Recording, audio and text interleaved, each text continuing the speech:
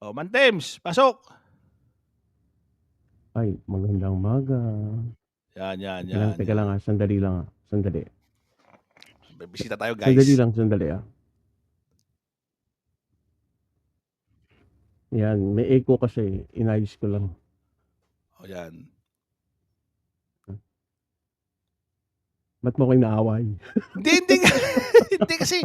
hindi kasi meron kasi nagkakaroon lagi ng misconception yung mga tao na kailangan nating Paliwanag ko lang sandali yung legal separation tsaka yung sa sige, barangay. sige, sige, sige, sige. Yan. Kasi may mga nagtatanong yung difference sa grounds. Ang Mhm, legal separation, ah, pinahihintulutan yan ng batas under family code, no?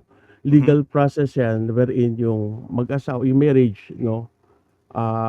They are granted a degree of legal separation by the court. No, ngayon, itong mandatong to, no, o itong decree na to, no, yung mag-asawa separately, mag maghihiwalay sila, maghihiwalay sila, na physically and syempre yung sa bahay, 'di ba, maghiwalay sila. Pero yung marriage nila nananatiling kasal, no, mhm. hindi na-dissolve yung marriage nila. Now, ano ba yung grounds for legal separation? Yung repeated physical violence, yung pananakit, yan. Oh, yan, Yung, yan. ang tawag dun, pang-abuso ba, 'di ba? Binubugbog, gano'n, anything na pananakit, 'no? Ah, yun physical violence yan, drug addiction, yan, 'di ba?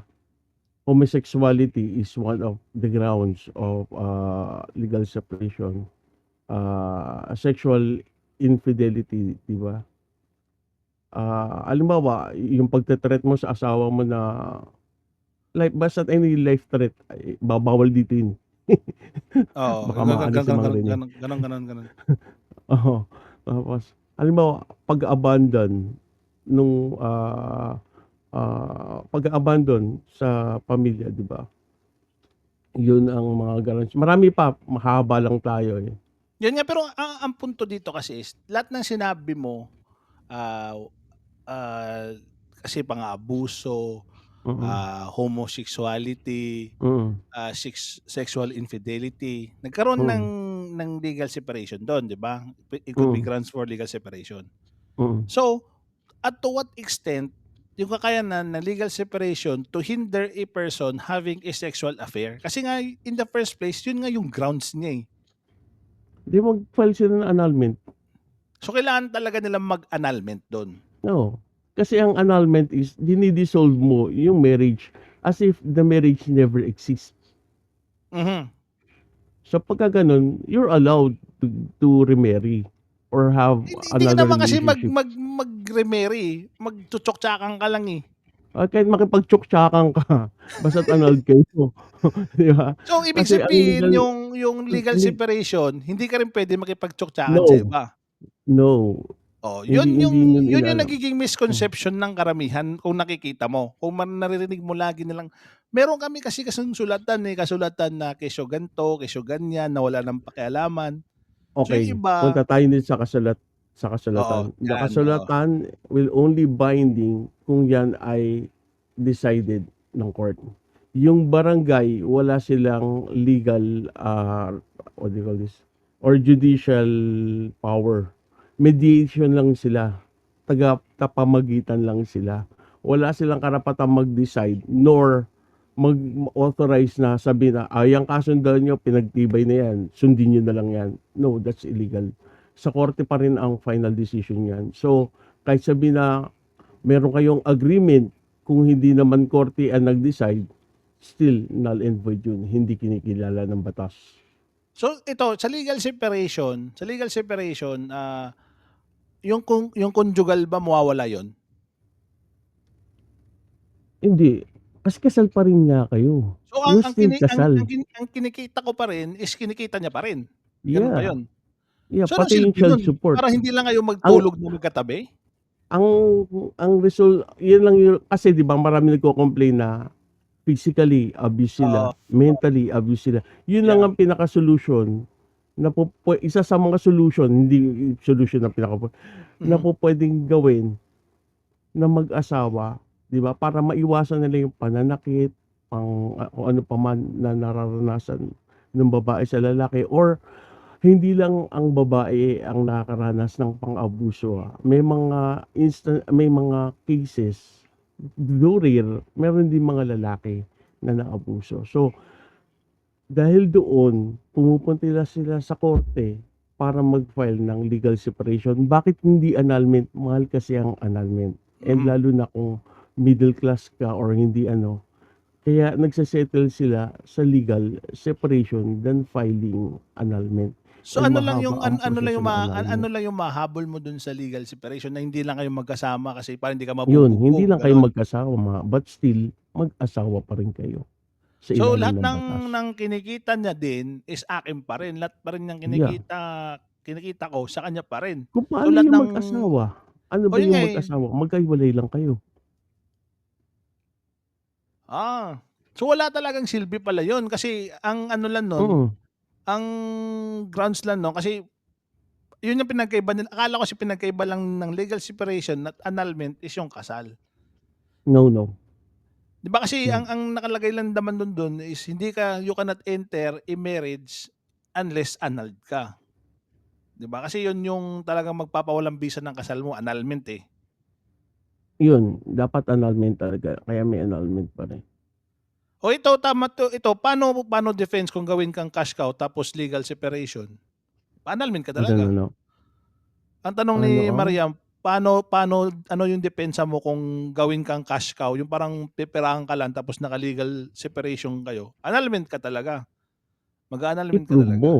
na gano'n ang ginagawa, and annulment talaga ang mabisa diyan. Oo, File annulment. an annulment na lang para Tapos matigil na ito kung yun man ang Tems, feeling mo. ibig sabihin dun sa barangay is, non-binding yun. Dapat kasi yung barangay, alam din nila yung limitation nila when it comes to that kind of Tama, settlement.